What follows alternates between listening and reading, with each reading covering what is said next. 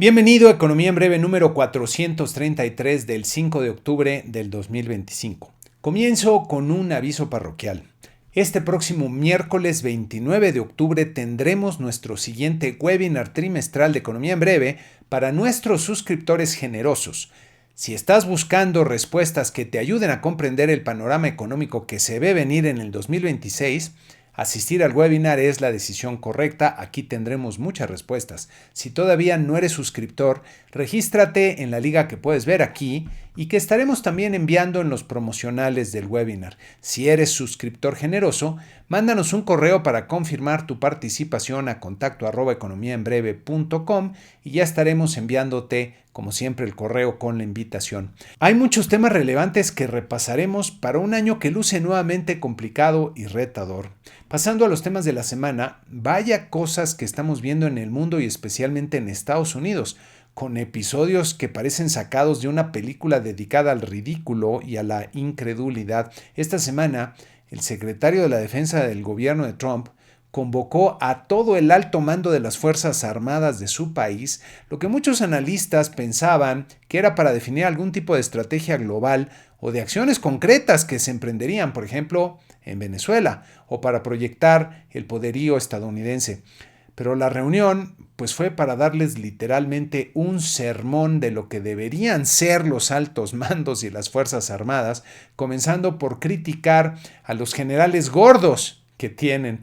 Si ven el video entenderán mejor lo que pasó. Puedo imaginar la reacción de la gran mayoría de los oficiales que en muchos casos habrán expuesto sus vidas y habrán perdido compañeros en el ejercicio de su labor, escuchando a un jefe sin la experiencia de la gran mayoría de ellos. En fin, acto seguido, en una decisión que puede tener muchas repercusiones relevantes, el presidente Trump declaró a los cárteles del crimen organizado y del narcotráfico en un conflicto armado con las fuerzas militares de Estados Unidos, lo que parece un exceso de las facultades que tiene el presidente, que está actuando para concentrar más el poder que puede y quiere usar. Desde esta perspectiva, las Fuerzas Armadas al mando de Trump podrían recurrir a muchas acciones que usualmente están restringidas para tiempos de guerra, como por ejemplo realizar una incursión armada en Venezuela.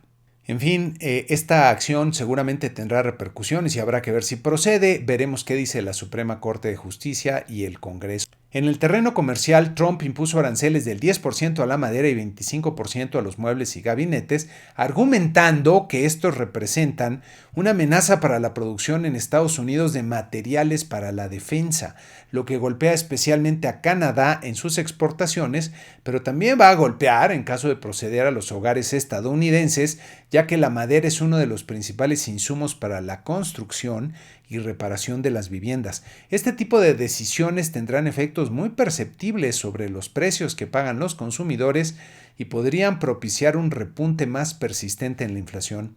Por otro lado, vale la pena ver que la aprobación de Trump se ha deteriorado en las últimas semanas, como ven aquí, lo que puede ser el factor de contrapeso para sus acciones más adelante, sobre todo teniendo en cuenta que el año entrante habrá elecciones de medio término y podría cambiar el balance del Congreso si tiene una baja aprobación. Y en una noticia que antaño hubiera puesto los pelos de punta a los mercados, pero que ahora ya ni es noticia, el gobierno de Estados Unidos tuvo que suspender por primera vez en más de 7 años varias de sus operaciones al acabarse el espacio presupuestal sin que el Congreso lograra algún acuerdo para autorizar el presupuesto. Este apagón del gobierno puede tener efectos negativos para la economía mientras más tiempo se prolongue, que van desde retrasos en los pagos de las deudas de muchos trabajadores que no recibirán sus ingresos y de las deudas que ellos tienen y sus acreedores, hasta un mayor desempleo. Trump y los republicanos están jugando rudo, como se dice en el argot político, tratando de forzar a los demócratas a aceptar sus condiciones, pero esto les puede resultar contraproducente si los ciudadanos los culpan por las consecuencias negativas. En este entorno tan extraño, los mercados parecen estar viendo otra realidad, ya que en la semana los mercados accionarios presentaron principalmente ganancias, como pueden ver en esta tabla, en la que también se observa que el promedio de los 10 índices que seguimos subió 1.3%. En esta ocasión, al concluir el mes de septiembre, les presentamos los rendimientos que tuvieron los diferentes mercados en septiembre y como pueden ver fueron principalmente de ganancias. En promedio los 10 índices ganaron 3.6% durante septiembre, entonces fue un muy buen mes para los mercados, que siguen registrando nuevos máximos históricos. En esta siguiente gráfica pueden ver el promedio de los 10 índices, cómo ha subido 17.3% en lo que va del año y sigue marcando pues nuevos niveles máximos. Pueden ver también en la gráfica del Standard & Poor's 500 que tienen aquí, un nuevo máximo histórico y un incremento de 14.2% en lo que va del año. Este es nada más una muestra, entonces han estado muy optimistas y como decía en alguna ocasión con este emoji de carita feliz con lentes oscuros que también parece que están bastante ciegos a lo que está ocurriendo en la realidad con todos estos temas que nuevamente en otros tiempos le pondrían los pelos de punta a los inversionistas, pero ahora se ven más normales. En México, la Bolsa Mexicana de Valores tuvo una baja de 0.5% después de la semana pasada, que fue bastante buena. Entonces diría que todavía estamos viendo aquí un comportamiento entre lateral y toma de utilidades. Si vemos el desempeño de la bolsa en México a lo largo de los últimos años, vean cómo en lo que va de este año tiene una ganancia espectacular de 25.2%. Y aquí a lo mejor valdría la pena aventurar una hipótesis, y es que el mercado mexicano está muy concentrado en pocas empresas que normalmente tienen un gran poder dentro de los mercados que participan. En muchos casos son casi monopolios o oligopolios, tienen un gran poder de mercado. Y en una situación en que la economía está teniendo tiempos difíciles, inclusive que pueda haber debilidad económica o incluso recesión, son justamente estas empresas las que mejor pueden sobrevivir e inclusive tener buenos resultados, ya que están bien manejadas profesionalmente, tienen buenos niveles de capitalización, toman las decisiones que tienen que tomar, mientras que las empresas que sufren son más bien las pequeñas y las medianas. A lo mejor eso explica este incremento que estamos viendo aquí en la Bolsa Mexicana de Valores. Por otro lado, el tipo de cambio pues tuvo vaivenes y terminó en un nivel de 18.39 pesos por dólar, como pueden ver ustedes aquí, bastante cerca de donde terminó la semana precedente. No se ha movido mucho el tipo de cambio. Y si vemos en los últimos años el comportamiento del tipo de cambio, aquí sí se aprecia una gran volatilidad con vaivenes muy pronunciados. Especialmente destacaría después de las elecciones de mediados del 2024 viene una depreciación muy fuerte. Luego en lo que va de este año hemos tenido una baja del tipo de cambio. Esto representa una apreciación que en lo que va del año es del 11.7%, más relacionada con la debilidad del dólar de Estados Unidos que con la fortaleza propia del peso, dado que los factores internos no son los que están moviendo al tipo de cambio en estos tiempos. Y hablando de ese tipo de decisiones pues bizarras y muy extrañas, pues la agencia calificadora Fitch subió la calificación de Pemex a AA+, y esta mejora en la calificación lo que está reflejando es el respaldo que le está dando el gobierno federal a la empresa petrolera que está perdiendo dinero y sigue perdiendo y va a seguir perdiendo dinero por un buen tiempo, pero como tiene ahora el respaldo del gobierno federal, pues para fines de la calificadora esto se ve como una mejor calificación. Por cierto, habrá que ver en qué momento la calificación de la deuda soberana empieza a verse afectada, ya que el gobierno pues está perdiendo dinero a borbotones ante un panorama económico adverso. Y eso sí, cuando estalle la crisis, no esperen contar con alguna advertencia previa de las calificadoras, ya que son los mercados los que verdaderamente reaccionan siempre primero y con fuerza cuando se pasa el punto de quiebre que cada vez se ve más cerca. Ahora, pasando a los indicadores económicos de México en la semana, tuvimos el reporte de finanzas públicas del mes de agosto. Aquí pueden ver por el lado de los ingresos que presentan pues caídas importantes en términos reales, en los ingresos totales de 2.5%, los petroleros 12.6% real anual, los no petroleros 1%, pero vean, los no tributarios cayeron 23.8%. Y si vemos en los acumulados, destacan las caídas en los petroleros y sobre todo de Pemex, que está perdiendo pues una gran cantidad de dinero. Si lo vemos por el lado del gasto, el gasto neto se contrajo 1.9% real anual en el mes de agosto. Y destacaría la fuerte caída, dramática incluso, de la inversión, el gasto en capital. La inversión física se desplomó 15.9% en lo que va del año, en el acumulado está cayendo 33.7%, es lo que más se está ajustando para no salirse demasiado de las metas fiscales que, por cierto, ya de alguna forma se abandonaron, no se van a alcanzar las metas que originalmente se habían propuesto para este año. Y también destacaría el fuerte crecimiento que trae en lo que va del año, el costo financiero, creciendo cerca de 9.3% en términos reales, casi 100,000 millones de pesos más de costo financiero. Este es un tema que puede ser un problema más adelante para las finanzas públicas. Y otras cifras, la verdad, que preocupan y no están nada bien son las de la deuda pública. Aquí pueden ver en este cuadro de Hacienda los saldos de la deuda.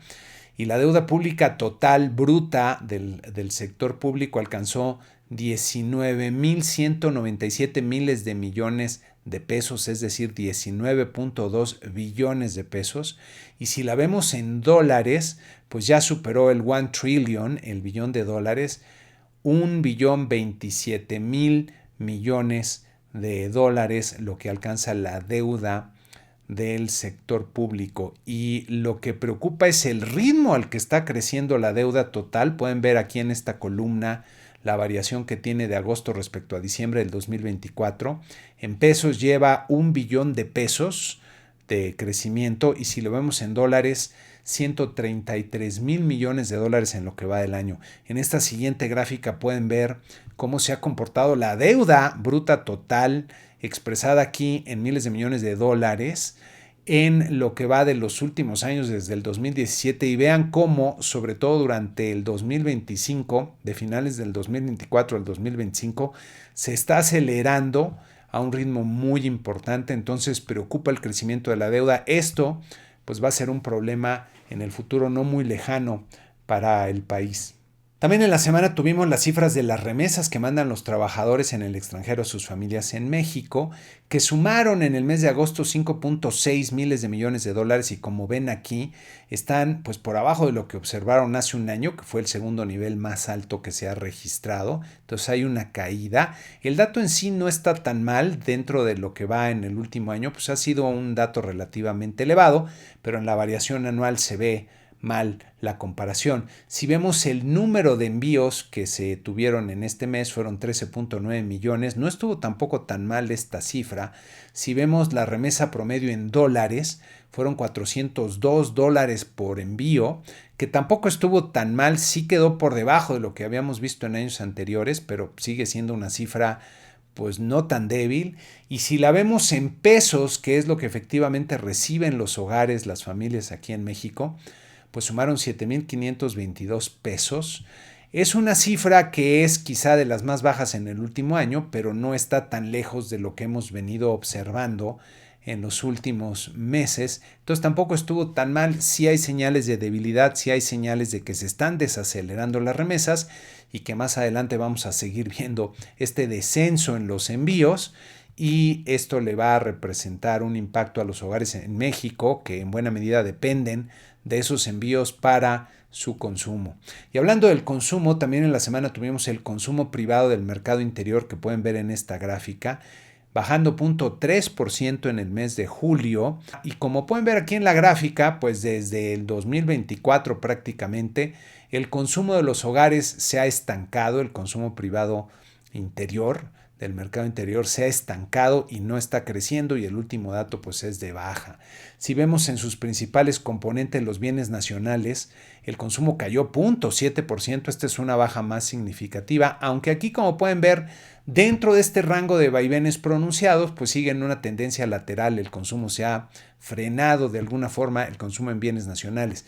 Si vemos el consumo privado en servicios, que desde luego son nacionales, hay una baja de 0.3% en julio. Aquí la gráfica es bastante suave, había venido subiendo poco a poco, ya se detuvo este crecimiento y parece que está empezando a cambiar de tendencia. Todavía no se ve ese cambio de tendencia, dependerá de lo que pase en los siguientes meses, pero como está el panorama económico de complicado, pues no me extrañaría ver que esta parte del consumo también empieza a debilitarse.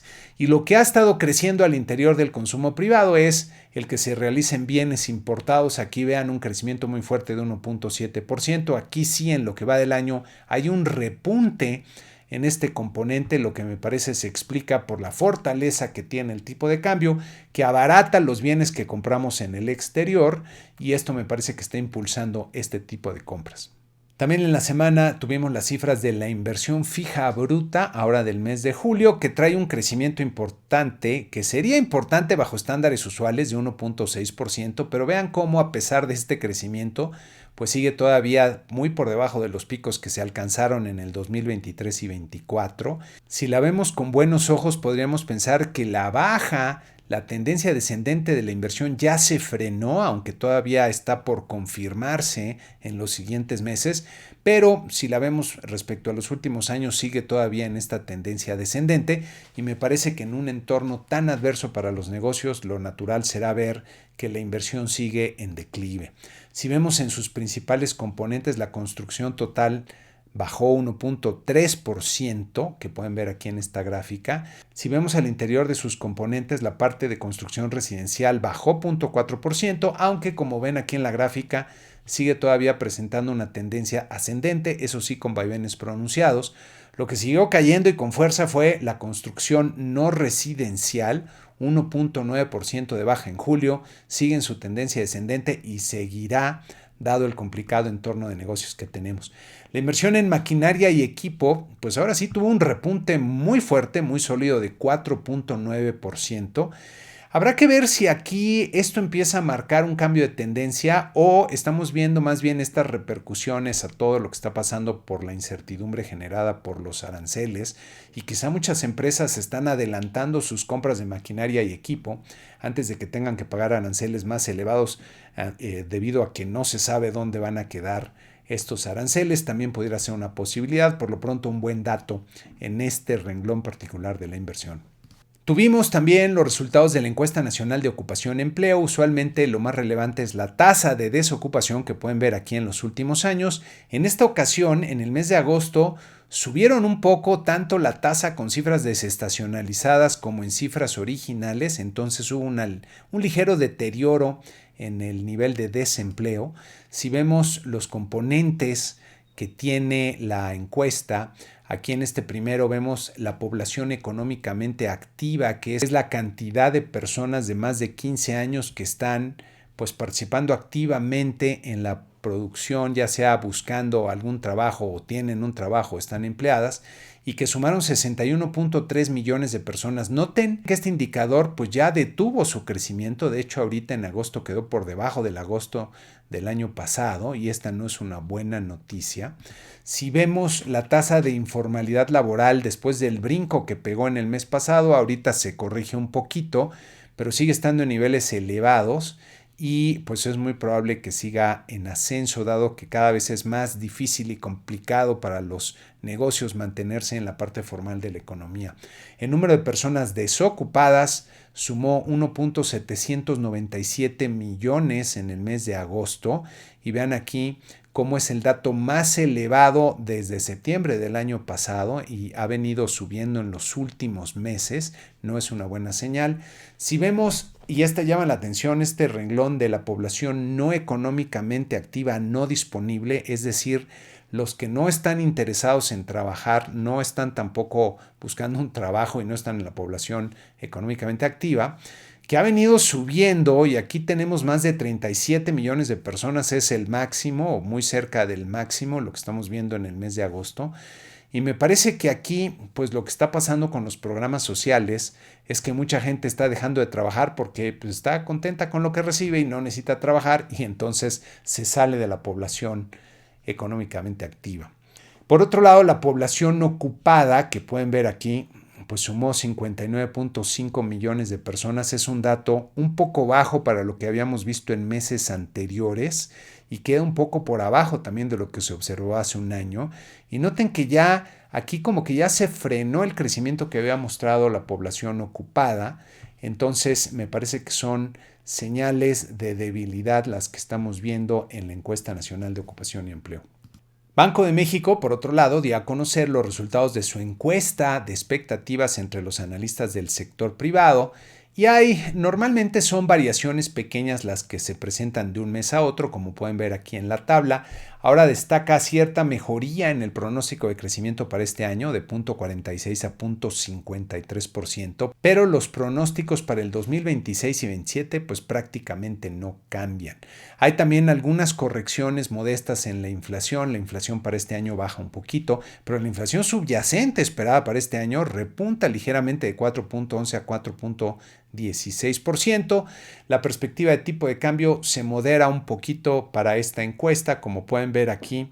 La tasa de interés de referencia de Banco de México que esperan los analistas para el final del año se reduce un poco, básicamente hacia 7%, el promedio 7.14%, pero diríamos que la mayoría espera un nivel de 7% para el cierre de este año. Y aquí en el siguiente indicador, que es la creación de empleo medida a través de los asegurados en el IMSS, en el mes pasado se incluyó todo este tema de los repartidores. Aquí entiendo que Banco de México ya está restando este programa piloto y está dejando nada más el número de asegurados sin incluir ese programa piloto en 232,000. Hay cierta mejoría, aunque sigue siendo un dato muy bajo el de 232,000. Y para Estados Unidos mejoran un poquito y de forma marginal los pronósticos para este año y para el que sigue. Si vemos la trayectoria esperada mes por mes con los pronósticos que presentan los analistas en promedio, como tenemos aquí en esta gráfica, la inflación general en la línea amarilla, pues va a empezar a repuntar hasta un nivel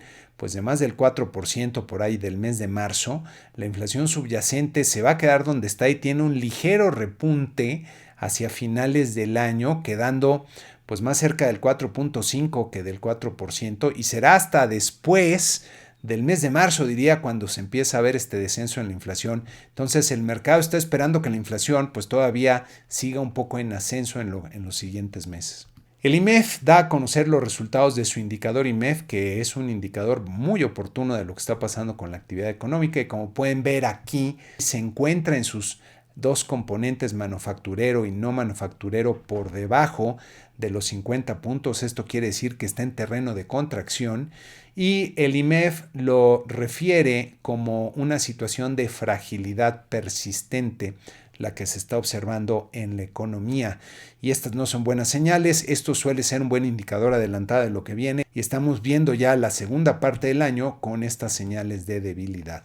Para la semana que inicia vamos a tener algo de información económica aquí en México. Comenzamos el lunes con la confianza del consumidor de septiembre. El martes vienen los resultados de la encuesta Citi de expectativas y los resultados de la industria automotriz, ventas, producción y exportaciones. El jueves el indicador de inflación del mes de septiembre y vienen las minutas de política monetaria de Banco de México. Vamos a ver los argumentos de los diferentes miembros de la Junta, a ver cómo justificaron su baja, y en el caso del subgobernador Heath, qué es lo que está viendo para pensar que hay que mantener la tasa de interés. Luego el viernes viene la producción industrial del mes de agosto, y no hay fecha, pero es probable que esta semana se den a conocer el número de asegurados en el IMSS del mes de septiembre. Y en Estados Unidos, pues lo más relevante es el miércoles las minutas de política monetaria de la Reserva Federal, aunque hay que ver qué pasa con el tema de la suspensión de actividades del gobierno federal, cómo evoluciona esta situación. Mientras más tiempo pase con este apagón gubernamental, pues más efectos puede empezar a ver y más impacto podría tener sobre los mercados. Entonces es un tema que habrá que estar siguiendo de cerca. Y con esto terminamos este programa número 433 de Economía en Breve. Muchas gracias y que tengan una excelente semana.